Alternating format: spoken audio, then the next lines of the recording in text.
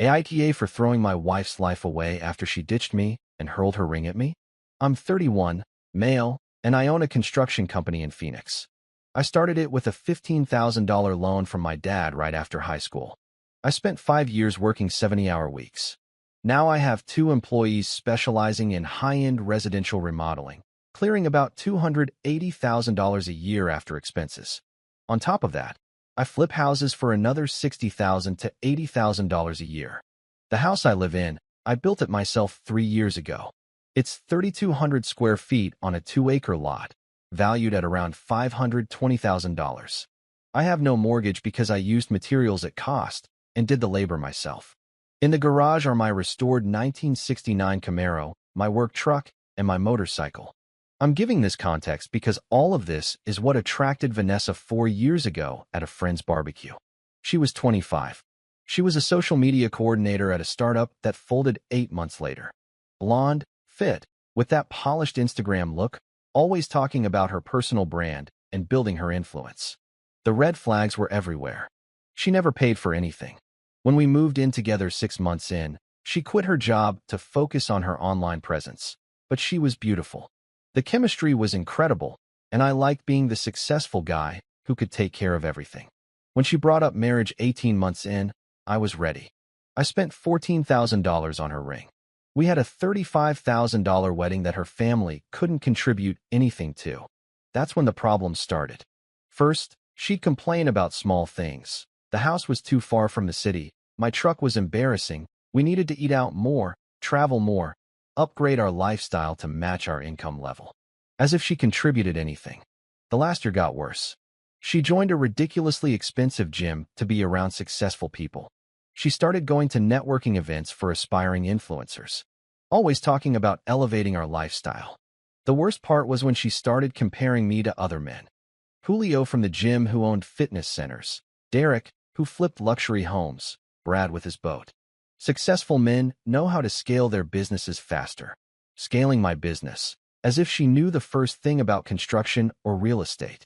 3 weeks ago, she told me we needed to refinance the house for investment opportunities. When I asked what kind, she showed me an $8,000 crypto course and a $25,000 mastermind for female entrepreneurs. I said no. Huge fight. She called me closed-minded. 2 weeks ago, she started going out with the girls every Friday and Saturday, but these girls included men from her gym. When I confronted her, I was controlling and insecure. Last week, she came home at 2 a.m. from a business dinner with high-value entrepreneurs. And then came Tuesday night.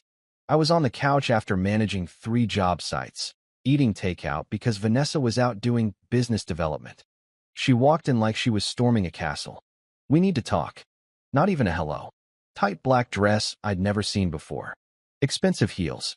About what? I asked. She was pacing like a caged tiger. About how I'm suffocating in this small town, small-minded life you've built for us. Small-town life in the $520,000 house I built with my own hands. Where is this all coming from? From realizing I married someone who thinks small, acts small, and wants to keep me small right along with him. I stood up slowly. Excuse me. I'm 26. I'm smart, ambitious, and I am wasting my prime years playing house with someone who drives a 10-year-old truck and thinks owning a single construction company makes him successful. The audacity was unbelievable. This, from someone whose greatest business achievement was selling essential oils on Instagram for 3 months. That construction company pays for this house, your gym, your shopping, and everything else you enjoy. And I'm supposed to be grateful? Settle for being a basic suburban housewife when I could be with men who actually build empires. Empires. Yes, empires. Men who understand that real wealth comes from thinking bigger than one small business and a house in the suburbs. I already knew where this was going. So what are you saying, Vanessa? She looked at me with pure contempt. I need space to explore my potential. I need to remember what it's like to be around real entrepreneurs who think in millions, not thousands. Real entrepreneurs. Men who understand leverage, scaling, and building something that matters, who aren't afraid to take risks for bigger rewards. I almost laughed. This woman thought networking was taking selfies at expensive restaurants. And what exactly do you bring to these relationships with real entrepreneurs? Her face flushed. I bring vision, strategic thinking, and the ability to connect with high-value individuals. Strategic thinking? You wanted to spend $8,000 on a crypto course from some guy on YouTube. At least I'm thinking about growth instead of collecting checks from boring clients. Those boring clients cleared $280,000 a year. That's nothing compared to what real visionaries are doing, she said, pulling out her phone. Like Victor, who I'm meeting tonight. He's a real estate syndicator putting together a $50 million fund. A real estate syndicator. Someone who pools money from investors for large commercial properties. Sophisticated investments you'd never understand. And where are you meeting him? At a private investor meeting downtown, where they talk about serious money. At 9 p.m. on a Tuesday. Successful people don't operate on standard schedules. Vanessa, what's your end game here? I asked. She grabbed her purse. My end game is to stop apologizing for wanting more than this mediocre existence. There are opportunities out there for people who aren't afraid to think big. Victor is offering those opportunities. He and his partners are building a high-net-worth network. They're looking for smart, ambitious people for their investment group. What kind of investment group? The kind that requires vision, capital, and the ability to see past traditional limitations. How much capital? The entry level for accredited investors is $25,000. $25,000 for a guy she'd never met. And where were you planning on getting $25,000? From our savings, from the equity in the house, from liquidating your conservative investments. My conservative investments that grew 34% last year. Vanessa, this sounds like a scam. Of course you'd say that. You're so risk-averse you can't recognize a real opportunity. A real opportunity doesn't require upfront payments to strangers. They're not strangers. Victor has been mentoring me on wealth creation strategies for 2 weeks. Mentoring you where? At the gym, at coffee shops. Wherever successful people connect organically. And what else has Victor taught you? Investment psychology. How to think beyond traditional income. How to position yourself for exponential growth. She spoke like she'd swallowed a motivational seminar. And at tonight's meeting, Victor is introducing me to Derek, his partner, who just closed a $12 million commercial deal. They want to talk about bringing me into their inner circle. And what do you bring to that inner circle? Intelligence, ambition, and strategic networking skills, like connecting with high-value individuals and identifying profitable opportunities, like the crypto arbitrage fund Derek is launching next month. Another red flag. Crypto arbitrage, a sophisticated trading strategy exploiting price differences between exchanges. Derek developed an algorithm that generates 15 to 20% monthly returns. 15 to 20% monthly. It's definitely a scam. Vanessa, this is a scam. See? You're so negative. This is why I need space to grow around people who support my vision. Your vision of giving our money to strangers in exchange for imaginary returns. My vision of building real wealth instead of settling for middle-class mediocrity. Middle-class mediocrity. I owned a successful business, a custom home, and investment properties. All right, Vanessa, you want to explore options with Victor and Derek? Yes. Then go explore them. She looked at me, surprised. What? Go to your meeting. Learn about real estate syndication and crypto arbitrage. See what opportunities they offer you. Really? Really? But understand that if you walk out that door to pursue business opportunities with other men, you're making a decision about our marriage. This isn't about other men, it's about business. Business at 9 p.m. with men who want you to bring them $25,000 in cash. You're being deliberately obtuse. I'm being realistic. But go ahead, explore your options. She moved to the door, checking her makeup. Finally, someone who understands that growth requires taking risks. Vanessa, I said. She turned. When you realize those men are running a scam, don't come home expecting me to fix the damage. She laughed. When I'm part of a multi-million-dollar investment fund, you'll realize you almost lost the best thing that ever happened to you. That's when she took off her wedding ring. You want to know what I think of your boring, safe, small-minded marriage? My stomach sank. I think it's been holding me back from my true potential. She threw that ring at my chest so hard it hurt. The sound of it hitting the hardwood floor and rolling under the table was like a gunshot. I'm going to go remind myself what it feels like to be around successful men who aren't afraid to think big. Don't wait up. If you walk out that door right now, we are going to have a serious problem. She was already leaving. Good, maybe it's about time. The door slammed shut, rattling the windows. I stared at my wedding ring under the table and realized something important. She thought she was teaching me a lesson about appreciating her. She had no idea the mistake she had just made. I picked up the ring and sat down, thinking for a full 45 minutes about the complete, calculated contempt I had just witnessed. At 10:30 p.m., I transferred every penny from our joint account into my business account, all $52,000. Then I locked the 3 credit cards she had access to. At 11:15, my phone rang. Vanessa, what did you do to my cards? My cards? No, our cards. I secured our joint assets. You declared our marriage was holding you back. I could hear music and voices in the background. You can't just cut me off financially. I'm protecting our assets from someone who said she's exploring options with other men. They're not other men. They're business partners. At 11:15 on a Tuesday night. What kind of business exactly? Victor's penthouse is where high-net-worth individuals network. That's when I heard a male voice ask if everything was okay. It's fine, she told him. Then to me, you're embarrassing me in front of important people. Just turn the cards back on. Who's asking if you're okay? It's Victor. He's concerned about my financial situation. Victor is concerned about your access to my money. Put Victor on the phone. What? Put Victor on the phone. I want to hear about these opportunities directly. I heard a muffled conversation, then a smooth voice. Hey, this is Victor. Your wife is just networking with successful people. What's the name of your company? I want to look up your track record. I work with various private equity groups. The real estate market is very dynamic. What's your business license number? Pause. Look, man, maybe we should just let Vanessa enjoy the networking event. My domestic situation. Yeah. She mentioned feeling limited by conservative thinking at home.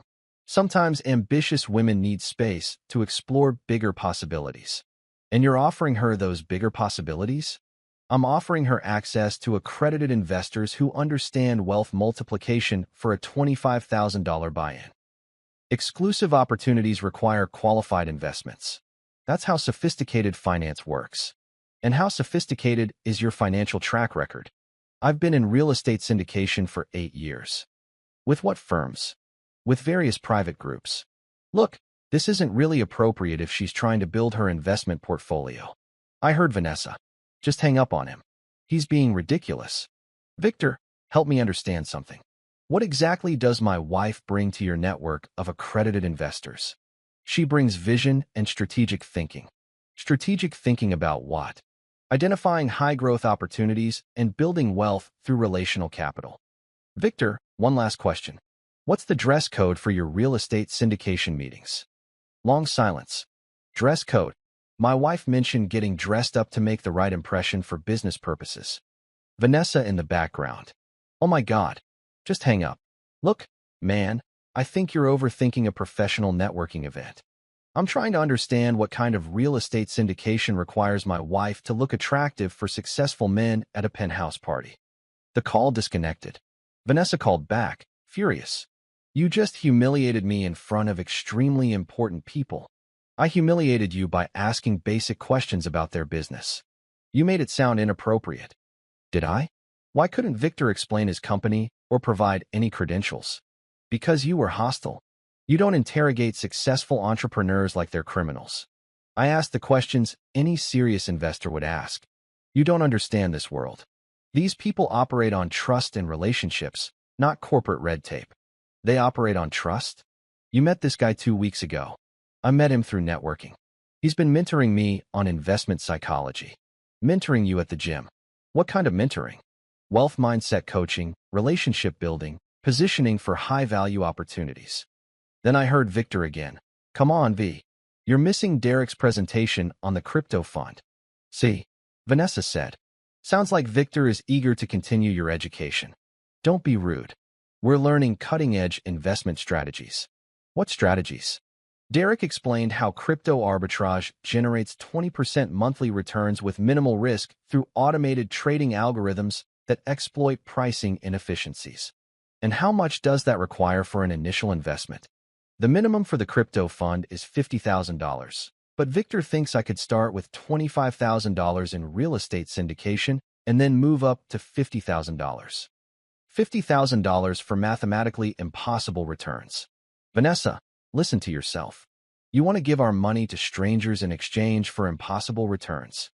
They're not impossible. You just don't understand sophisticated finance. I understand that legitimate investments don't promise 20% a month. You understand construction and flipping houses. This is institutional-level finance.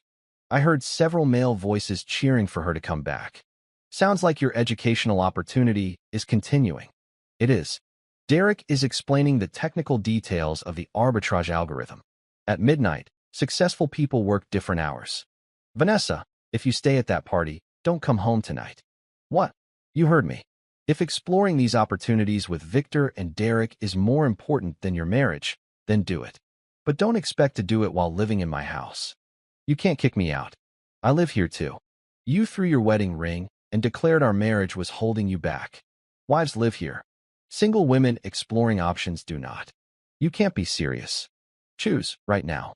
Come home and we'll work on our marriage, or stay and work on your investment opportunities. I heard urgent whispering, like she was being coached. I need time to think. You've had 3 hours. I need an answer now. More whispering. Fine, I'm staying. I will not be controlled by your jealousy and insecurity. Good luck with your investments. I hung up and called a 24-hour locksmith. I woke up at 6 a.m. to my phone vibrating off the hook. 22 missed calls and 67 texts from Vanessa. 2:47 a.m. Hey, the presentation is over. I'm heading home. 2:53 a.m. Why isn't my key working? 2:58 a.m. Seriously, are you not going to answer now? 3:15 a.m. This is ridiculous. Just let me in. 3:28 a.m. Fine, I'll wait in the car, but we're talking about this in the morning. 4:23 a.m. I'm at a diner. Call me. 5:33 a.m. I'm sorry. Okay, I'm sorry. We can talk. Too little, too late. By 1:30 a.m. the night before, everything that belonged to Vanessa was packed in boxes in my garage. I had changed the passwords to every account she used, removed her from the car and health insurance, and canceled her gym membership. At 8:30 a.m., I heard her car pull into the driveway. She sat there for 10 minutes, probably rehearsing her story. She looked rough, wrinkled dress, messy hair. She knocked softly, then harder. Daniel, I know you're in there. We need to talk. I opened the door, but stood in the doorway. We can talk from here. From here? Just let me in so we can discuss this like adults. You don't live here anymore. Remember, you declared our marriage was holding you back, and you chose the opportunities with Victor over our relationship. I was upset. I said things I didn't mean. You can't hold one bad night against 4 years. One bad night. When you threw your wedding ring at me, went to a party with strangers, and said you wanted to invest our money in their schemes. She tried to push past me, but I didn't move. This is insane. You can't lock me out of my own home over a misunderstanding. My home. Check the deed. Check who built it. Check who's been paying for everything while you built your personal brand. Her expression shifted from confused to furious. So this is about money. You're destroying our marriage because you think you own everything. I'm not destroying anything. You did that when you told Victor the First was holding you back with my conservative thinking. Look, I know how that sounded, but how did it sound, Vanessa? It sounded worse than it was. Victor and Derek were explaining investment strategies to me. At 2 a.m. at a penthouse party. Successful people work unconventional hours. Show me their business licenses. Show me their track record. Show me any proof that they're legitimate investors. She couldn't. I don't have to prove anything. You're just jealous because other men see potential in me that you don't. What potential? What exactly do you bring to the table besides access to my money? Long silence. I bring intelligence and vision. Intelligence? You wanted to invest $50,000 with guys promising 20% a month. You don't understand sophisticated investments. They were a scam, Vanessa. They target married women with money, make them feel special, then convince them to invest in fake opportunities. But I could see the doubt creeping in. Where are Victor and Derek now? Are they offering to help you find a place to stay? Her silence was answer enough. Let me guess. Once the presentation was over and you couldn't access my money, their interest in your strategic thinking cooled off. It's not like that. Then what is it like? Are they returning your calls this morning? Another pause. I haven't tried calling them yet. Because you know they won't answer. She started to cry with rage. Fine. Maybe they weren't legit, but that doesn't change the fact that you're being controlling and manipulative. Manipulative? I gave you a choice. Come home and work on our marriage or stay and pursue your opportunities. You chose the opportunities. I chose wrong. I admit that. But marriages are supposed to survive mistakes. Some mistakes, yes. This wasn't a mistake. This was a calculated decision to prioritize other men over your husband. What do you want me to do? I can't undo last night. I want you to call Victor right now. Ask him about those investment opportunities. She reluctantly pulled out her phone and dialed Victor's number on speaker. Straight to voicemail. Maybe he's sleeping, she said weakly. Try Derek. Same thing. Voicemail. She tried 3 more numbers. All voicemail. With no access to my income, she was worthless to them. They're probably just busy with other deals, she said, without conviction. They're probably looking for their next mark, someone else's wife, with someone else's money. She sat down on my front steps with the phone in her hand, the realization dawning that her business opportunities had vanished when her funding disappeared. So what now? She asked quietly. Now you figure out how to support yourself while my lawyer handles the divorce details. Divorce? She looked up sharply. I don't want a divorce. You threw your wedding ring at me and declared our marriage was holding you back. I was emotional. People say things they don't mean when they're upset. You also spent 5 hours at a party with other men discussing investment opportunities that required my money. That wasn't emotional, it was calculated. Even if I could forgive last night, how do I trust you not to do it again the next time you get bored or feel underappreciated? She couldn't answer. Here's what's going to happen. My lawyer will be in touch about the divorce proceedings. You can contest it if you want, but you should think hard about whether you want all this to become public record. Public record? I recorded our phone conversations last night. I have documentation of you planning to invest marital assets in schemes run by men you met at a gym. Her face went white. You recorded me? I documented you discussing investing our money with obvious scammers. That's something any reasonable person would want on the record. She just sat there, realizing she had no leverage left. I have nowhere to go.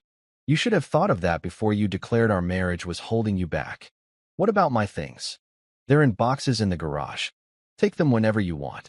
She looked towards the garage, then back at me. What about my car? Check the title.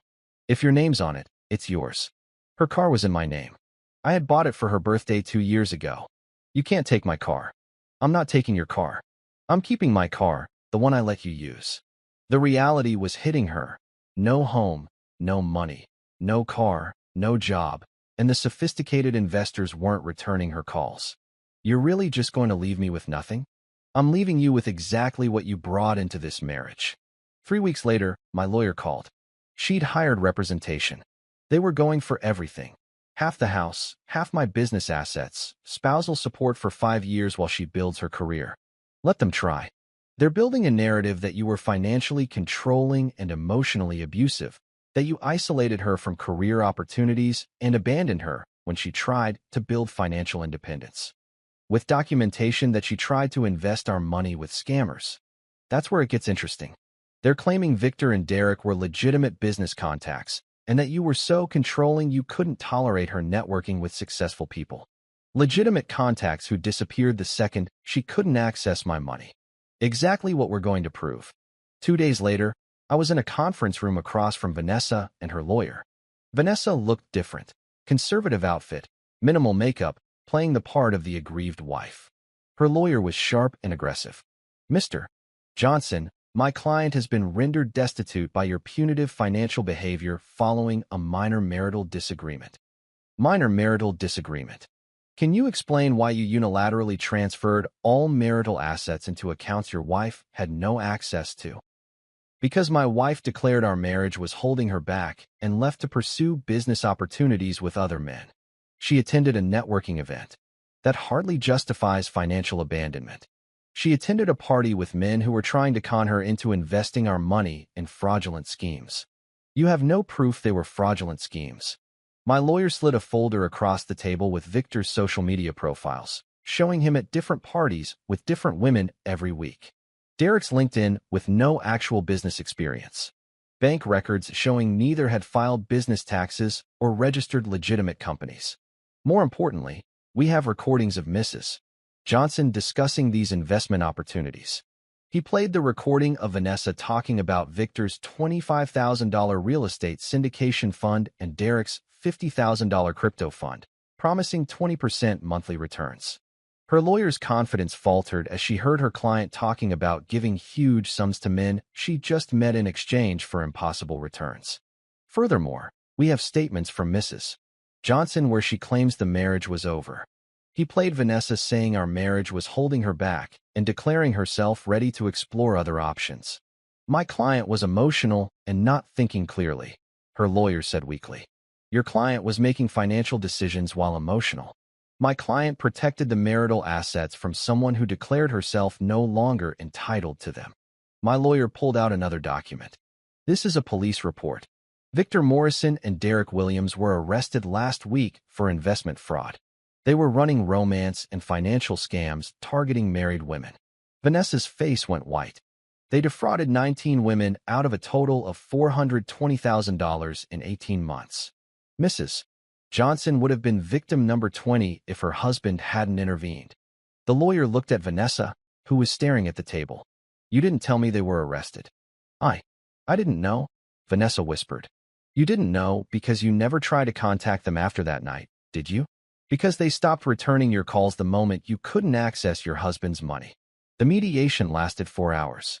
The lawyer tried different angles, but my lawyer had documentation for everything. Vanessa's pattern of financial irresponsibility, her abandonment of the marriage, her attempted fraud averted only by my intervention. Finally, the lawyer turned to Vanessa. Do you want to contest this in court? Vanessa looked at me, calculating her chances of convincing a judge she deserved half of everything after trying to invest our money with convicted felons. What would happen in court? She asked quietly. My lawyer answered, we would present all the evidence we've discussed today, plus additional documentation of your behavioral patterns, the recordings, social media evidence, police reports on Victor and Derek. It would be public record, I added. Anyone could look up the case and see exactly what happened. Vanessa imagined her family and friends reading about her involvement with scammers and her abandonment of our marriage. What is he offering? She asked quietly. My lawyer slid a document over. Your personal belongings and 90 days to get off the joint accounts. That's it.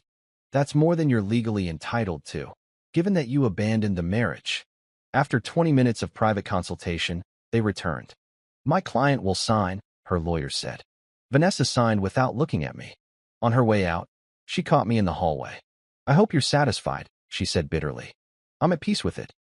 You destroyed my life over one mistake. You destroyed your own life. I just documented it. I loved you. No, you loved what I could give you. When you thought you found someone who could give you more, you discarded me immediately. She had no comeback. Good luck rebuilding your life, I said, and walked away. 2 weeks later, the divorce was finalized. Vanessa received exactly what she had brought into the marriage, nothing. 6 months later, I was living my best life. The house was completely paid off. I'd expanded my business, hired for more employees, and was booked 8 months out on projects. I started dating Hannah, a nurse with her own career, money, and self-respect. Then, my lawyer called with an unexpected update. Remember Victor and Derek? They went to trial last month. Both convicted, sentenced to 4 to 6 years. But the victims are filing civil suits to recover their money. Good for them. This is where it gets complicated for your ex-wife. The prosecution used your recorded conversations as evidence. How so? Her discussions about investing $25,000 and $50,000 helped establish the pattern of fraud. The prosecution presented her as a potential victim who was saved by her husband's intervention. I see. Now, the actual victims want to know why she didn't lose money when they did. They found out it was because her husband cut her off from the funds specifically to prevent her from investing with Victor and Derek. I started to see where this was going. So they're arguing that she had inside knowledge of the scam or was working with Victor and Derek to identify potential victims? That's ridiculous. It is. But think about it from their perspective. Here's a woman close enough to the scammers to be talking about $50,000 investments, but who somehow never lost a dime. Meanwhile, they lost their life savings. 2 days later, Vanessa called me for the first time since the divorce. Daniel, I need your help. With what? These women, the ones who got scammed, they're saying I was involved. They want to sue me for conspiracy and fraud. Based on what evidence? On the fact that I was going to invest huge sums, but never did. They think I must have known it was a scam. You never invested anything because I cut you off from our money. I know that. You know that. But they don't believe it. They think I was working with Victor to identify wealthy targets. She was right. From the outside, it sounded suspicious. And what do you want me to do about it? I need you to give a statement to say that you stopped me from investing, that I wasn't part of any scam. And why would I do that? Because it's the truth. And because I could go to jail if they convince a jury I was part of the conspiracy. You're not going to jail. Worst case, you'll be paying civil damages. I don't have money for damages. I'm working at a call center making $16 an hour. What happened to your entrepreneurial mindset? Your strategic thinking skills? Don't be cruel. I'm serious. These women lost hundreds of thousands, and they want someone to blame. I thought about it. Vanessa had brought this on herself by being greedy and gullible, but she wasn't actually part of the scam, just another target. I'll think about it. Please think about it, Daniel. They want to depose me next week. They're talking about criminal conspiracy charges. Then you'd better sound convincing. I hung up and called my lawyer. Vanessa's in trouble with the scam victims. I heard they think she was part of the operation. She wasn't. No, she was just a greedy target who got lucky because her husband was smarter than her. So, should you help her? Daniel, what's your goal here? Do you want Vanessa to go to prison? Do you want her to spend the next decade paying off civil damages?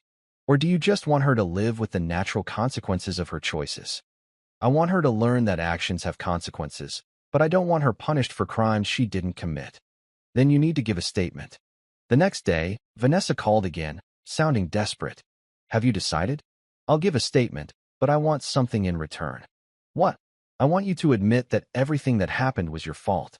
No more blaming me for being controlling. No more pretending you were a victim. You take full responsibility for your choices. Long silence. Okay. I want you to admit that Victor and Derek were obvious scammers and that you ignored the signs because you were greedy and wanted easy money. Okay. And I want you to admit that I saved you from losing $50,000 by cutting you off from our money. Yes. Say it. Say it out loud. I want to hear you admit it. She was quiet for a long moment. You were right about Victor and Derek. They were scammers, and I was too greedy to see the obvious signs. If you hadn't cut me off from our money, I would have lost everything. You saved me from my own stupidity and greed, and everything that happened in our marriage was my fault. I was entitled and ungrateful, and I let a good man go because I thought I deserved more than I was willing to work for. Do you mean it? Yes, I mean it. I've had 8 months to think about what I lost, and I know I completely screwed up. I could hear her crying. Daniel, I lost everything. The house, the security, the marriage. I'm 27, making $16 an hour, living in a studio apartment, eating ramen noodles, and taking the bus to work. I know what I did wrong. And if these women weren't threatening to sue you, would you still be admitting you were wrong? Probably not. I was still blaming you for most of it until I realized I could face criminal charges for being greedy and stupid. At least she was honest. Okay, I'll give the statement. But Vanessa? Yes. This is the last time I help you with anything. After this, we're done for good. I understand. And Daniel? What? Thank you. I don't deserve your help, but thank you. The next day, I gave the deposition to the victims' attorneys. I explained exactly what happened, how Vanessa had been targeted by investment scammers, how she planned to invest our money in their schemes, and how I stopped it by securing our accounts. The lawyers were disappointed. They had hoped to recover money from Vanessa, but you can't get blood from a stone. A week later, my lawyer called with an update. The victims dropped their lawsuit against Vanessa. Good. But here's the interesting part. One of the victims was a woman named Melissa, who lost $95,000 to Victor. She asked me to pass a message to you. What message?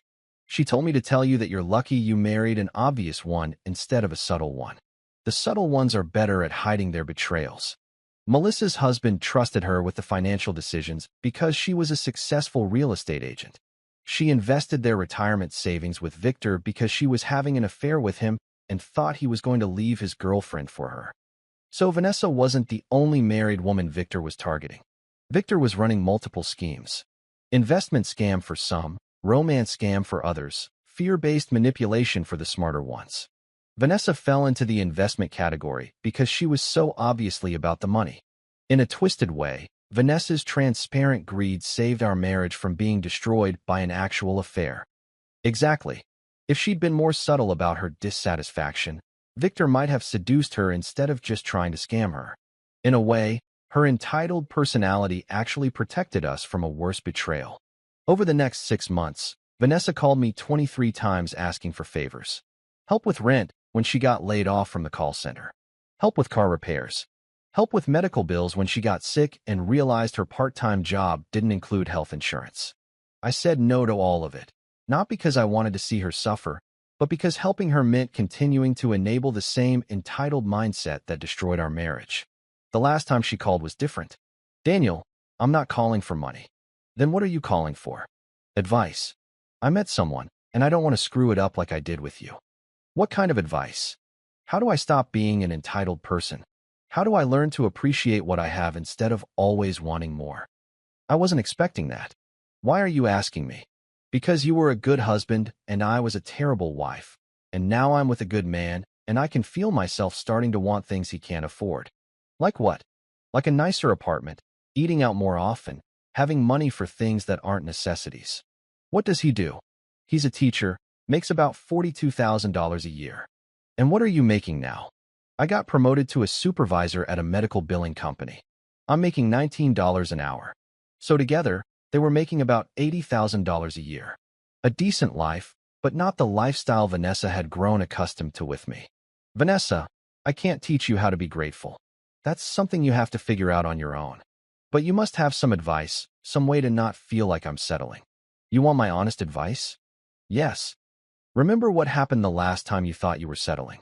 Remember what you lost when you decided you deserved more than you had. She was silent. Is that how you see it? As something I lost. I see it as something you threw away because you thought you could find something better. And did you? I thought about Hannah, the one who insisted on splitting every restaurant bill, who brought her own money into our relationship, who had her own career and goals, and didn't need me to fund her lifestyle. The one who built our life together instead of demanding I hand it to her. Yes, I found something much better.